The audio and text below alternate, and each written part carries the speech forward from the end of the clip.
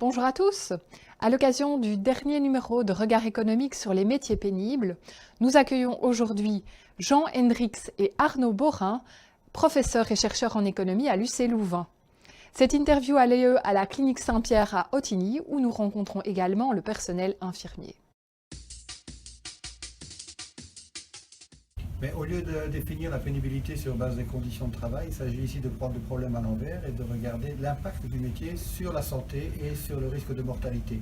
Donc en quelque sorte, c'est un peu comme pour l'empreinte carbone, on regarde l'empreinte santé d'un métier et on regarde si certains métiers sont plus pénibles que d'autres à ce sujet-là. Nous utilisons deux indicateurs qui sont l'espérance de vie ainsi que la santé auto-évaluée, c'est-à-dire que c'est un sondage qui demande aux travailleurs leur état de santé. Et donc ces deux indicateurs sont complémentaires dans le sens que le premier analyse la durée de la vie et le second la qualité de celle-ci. Et c'est évidemment deux aspects qu'il faut pouvoir combiner.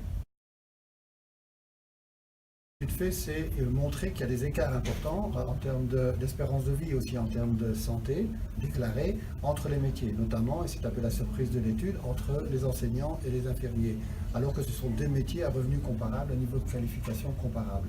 Et donc la deuxième étape, qui n'a pas encore été faite, c'est d'expliquer pourquoi on observe de telles différences. Très bien.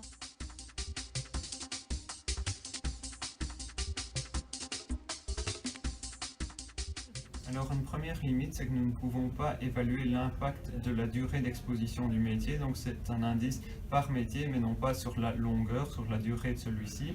Et la seconde limite, c'est le fait que ce ne sont jamais que des indices généraux par profession, et donc ça ne reflète jamais les conditions de travail vécues par un travailleur en particulier dans une entreprise particulière, mais les conditions de travail générales dans sa profession. Je pense que c'est d'aménager les conditions de travail, en ciblant notamment les métiers à risque, et ensuite d'aménager le temps de travail, permettre aux gens de ralentir en fin de carrière. Je pense notamment au travail de nuit pour les infirmières de plus de 55 ans. C'est une question qui concerne évidemment l'état de santé.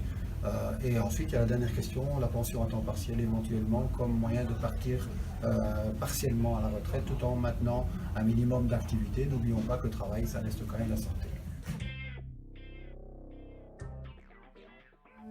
Ce qui fait la pénibilité du métier aussi, c'est tant la charge psychologique que la charge physique.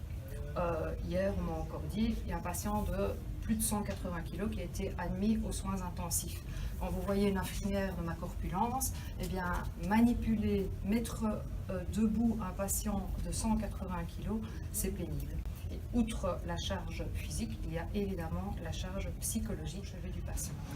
Ce qui a alourdi, mais quelque part on ne peut pas faire autrement, c'est l'informatisation du dossier. Et donc ça prend beaucoup de temps.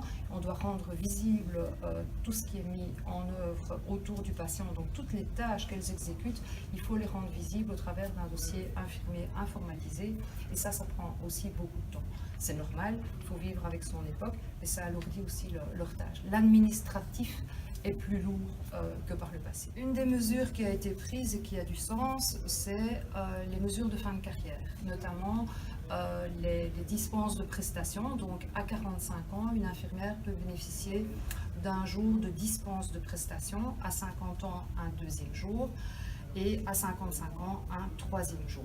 Alors 45 ans c'était peut-être un peu jeune, on aurait pu peut-être faire 50, 55, 60.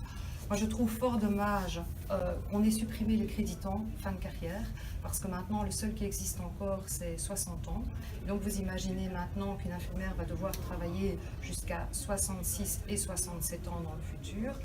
Moi, je me demande comment une infirmière âgée de 67 ans, qui aura peut-être elle-même ses propres soucis de santé, va pouvoir assumer des matins, des soirs et des nuits. Il n'y a rien qui dit qu'une infirmière de 60 et plus doit encore ou ne peut plus faire de nuit. Elle devra continuer à faire les horaires que je vous ai cités précédemment. Donc je pense qu'il y a peut-être moyen d'aménager leur fin de carrière.